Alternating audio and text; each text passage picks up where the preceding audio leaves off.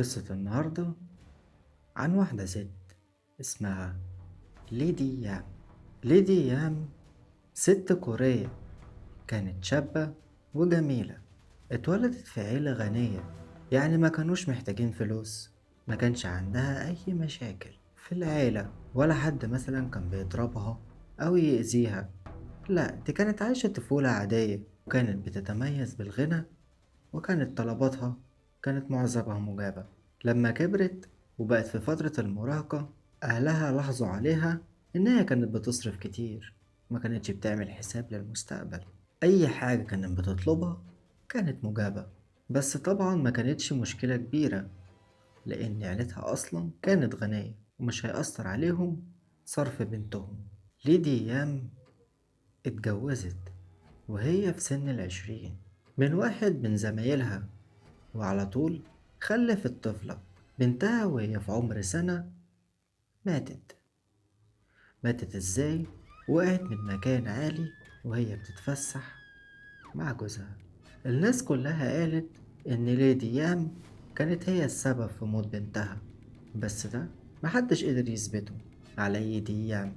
قالوا كمان ان هي ما كانتش متأثرة قوي في موت بنتها، وده خلى في شكوك اكتر فيها.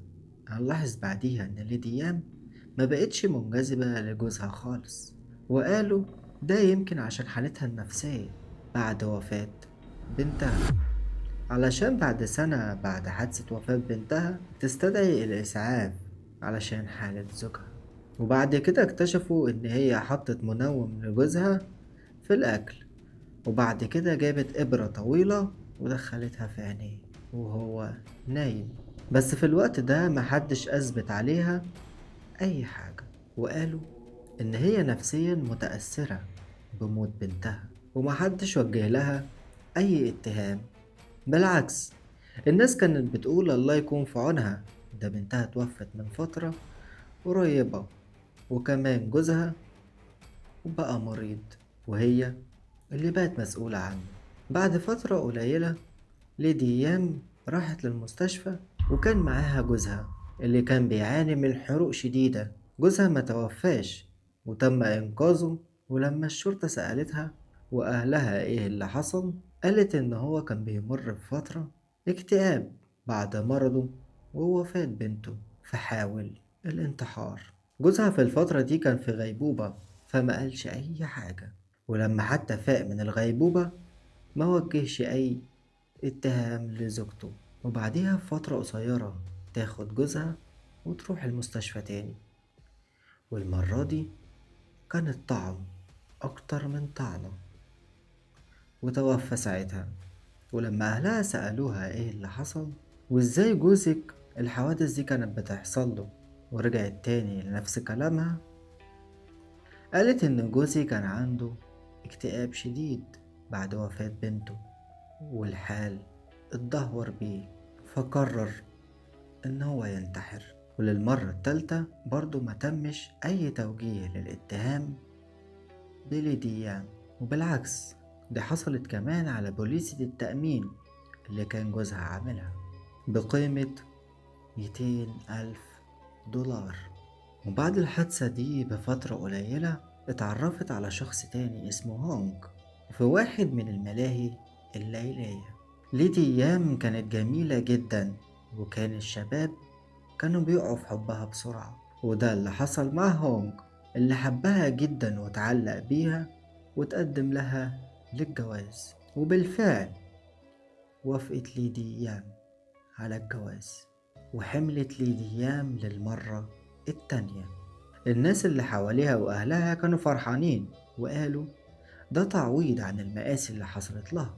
لكن للأسف بتعيد القارة مرة تانية وتاخد جوزها بنفس الطريقة للمستشفى، وللمرة التانية حطت برضو لجوزها منوم، وجابت الإبرة ودخلتها في عينيه. بس المرة دي هونج الفرقة الطبية ما قدرتش تنقذه وتوفى. أهل يونج اتعاطفوا جدا مع ليدي يام، وقالوا دي بنوتة وشابة صغيرة وكمان حامل، وجوزها مات في فترة قصيرة بعد جوازهم. الجيران والأهل نصحوها إن هي تتخلص من الحمل، لكن ليدي يام رفضت وقالت لأ، دي الحاجة الوحيدة اللي متبقية من هونج، وأنا هحتفظ بيها علشان دايما يفكرني بالحب اللي كان ما بينا. وطبعا ده كان الوش الخفي اللي ليدي يام كانت مخبياه. وبعد ما ليدي يام قالت الكلام ده لمركز التأمين، وأخدت للمرة التانية بوليسة التأمين على حياة هونج، كانت قيمتها 150,000 دولار. بس عيلة هونج قررت إن هي تدور على ليدي يام اللي هي اختفت بعد ما أخدت بوليصة التعويض، علشان يطمنوا على حفيدتهم اللي بتفكرهم بابنهم هونج، علشان يكتشفوا بعد كده سلسلة من الكذب. ليدي يام كانت عايشة بالطول وبالعرض، بداية من الفلوس اللي أخدتها من البوليسة التأمين والفلوس اللي والدتها كانت سايبها لها، وحتى دراستها اللي طلعت كلها كذب.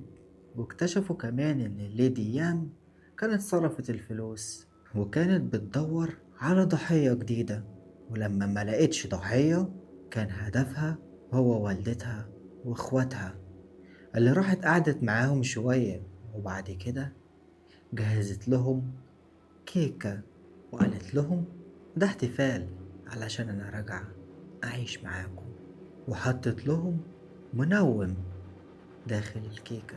وأكيد طبعا بعد كده مارست هوايتها المحببة، وهي الإبرة الطويلة اللي بتدخلها في عين الضحايا.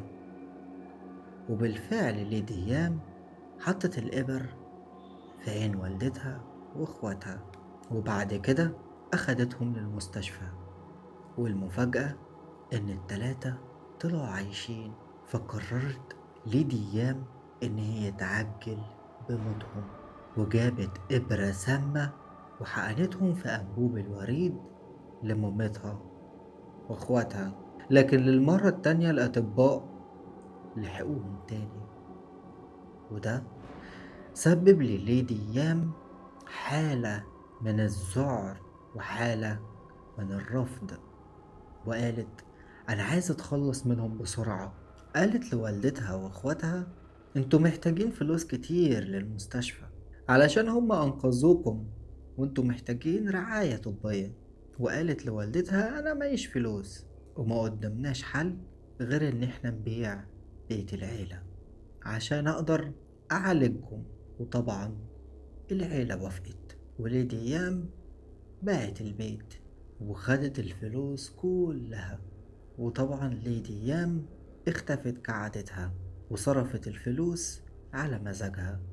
ليدي يام ما كانتش بتحب حد يسألها انتي رايحة فين ولا جاية منين، ولا كانت بتحب حد يقول لها انت صرفت الفلوس في ايه. وطبعا بعد الإهمال اللي والدتها واخواتها شافوه، لما رجعوا من المستشفى سألوها فين الفلوس. فهنا قررت ليدي يام إنها تتخلص من عيلتها، والمرة دي بجد. وكان سببها الرئيسي علشان محدش يقولها انتي وديت الفلوس فين. واستغلت ان والدتها مش موجودة وراحت مولعة في البيت كله. وجوه البيت كانت موجودة عيلة ليدي يام وكانوا نايمين. للمرة التانية جات المطافي وقدرت ان هي تنقذ اخواتها الاتنين، بس كانوا عندهم اصابات حروق خطيرة. هنا الشرطة والناس بدأوا يشكوا في كل الحوادث اللي حصلت لعيلة ليدي يام، وكانوا مستغربين كل الحوادث اللي كانت بتحصل دي وليدي يام ما اتصابتش بأي حاجة. أهلها ما خدوش أي إجراء ضدها، بس هما قرروا إن هما مش عايزين ليدي يام تعيش معاهم تاني، ما بقوش مستريحين، خصوصا إن ليدي يام كانت ولدت وكانت معاها ابنها وكانت سايباه لهم تماما، مش مهتمية بيه. خرجت من البيت وأجرت مربية علشان تقعد مع ابنها، وليدي يام تشوف حياتها وتشوف ملذاتها وإزاي هتجيب فلوس عشان تصرف. بعد شهر ليدي يام قررت إن هي تمشي الشغالة اللي عندها، وبدل ما تقول لهم خلاص اتفضلوا أنا مبقتش محتاجاكم تاني؟ لأ. ليدي يام قررت إن هي تحرق البيت باللي فيه. طب ليه عملت كده؟ محدش كان عارف، لكن تقريبا كان الإجرام خلاص سيطر على ليدي يام، وده كان أسهل حاجة عندها إن هي تقتل. بعد فترة اتصاب ابنها بمرض، واتطلب من ليدي يام إن هي تصرف له علاج، وكان محتاج فلوس كتير. ليدي يام ما كانش معاها فلوس وقتها، فراحت لواحدة من المستشفيات وتعرفت هناك على ضحيتها الجديدة. وهي قاعدة مستنية دور علشان تكشف على ابنها، اتعرفت على ست قاعدة جنبيها، وقدرت إن هي وتسرق منها محفظتها، وأخدت من المحفظة كروت الفيزا، وقدرت إن هي تدفع فلوس المستشفى وعلاج ابنها. بس المرة دي الكاميرات بتاعت المستشفى جابتها وهي بتسرق. لما تم توجيه ليها الاتهام، كانت في الوقت ده مستنية الكشف على ابنها، وللأسف ابنها الصغير مات. في الوقت ده ليديام قعدت تعيط وانهارت، فضلت تصرخ بصوت عالي وتزعق. فتعاطفت معاها الست اللي اتسرق منها الحاجة، وقالت لهم خلاص أنا مش عايزة منها حاجة، كفاية اللي هي فيه. الست كمان صعبت عليها ليديام أكتر، وقالت لها إيه رأيك أدام ما عندكيش مكان، تعالي اقعدي معايا أواسيكي لغاية ما تتجاوزي محنة موت ابنك، وبعد كده نبقى نتفاهم.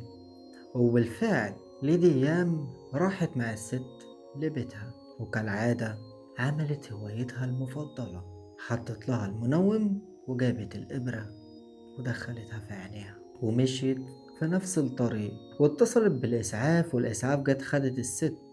بس المرة دي كان الشكوك زادت جدا حوالين ليدي يام، فخافت إن الست تفوق وتقول إن هي عارفاها. فليدي يام قررت إن هي تولع في المستشفى. بس طبعا حظها ما كانش أحسن حاجة، لأن الحارس المستشفى كان قاعد بيراقب الكاميرات وشاف تسلل ليدي يام. تم القبض على ليدي يام اللي ادعت ساعتها بالجنون علشان تاخد حكم مخفف، وأنكرت كل التهم، وقالت إن هي في حالة نفسية سيئة جدا بعد وفاة ابنها. طبعا الشكوك كانت زيادة جدا حوالين ليدي يام، وشكوا إن هي تكون السبب في موت ابنها، لأنها ما تحملتش مرضه المناعي وإن هي تفضل في معالجته. ليدي يام كانت بتدعي إن هي عندها أمراض نفسية، وإن هي خلتها هي اللي تعمل الحاجات دي. الغريب في ليدي يام إن هي كانت بتتعامل بهدوء شديد، وبتستغل جمالها وأسلوبها الأنيق في الكلام علشان تضحك على ضحاياها. أهل زوجها التاني يونغ حضروا المحاكمة، وكانوا زعلانين جدا، وقالوا قد إيه ليدي يام خدعتهم وخدعت ابنهم. خدعتهم وقالت قد إيه هي كانت بسيطة وجميلة وغلبانة، وقد إيه الدنيا كانت جاية عليها. تم الحكم على ليدي يام بس غير معروف تم الحكم عليها بكام سنة، علشان تبقى ليدي يام أشهر ست مختلة نفسيا في تاريخ كوريا.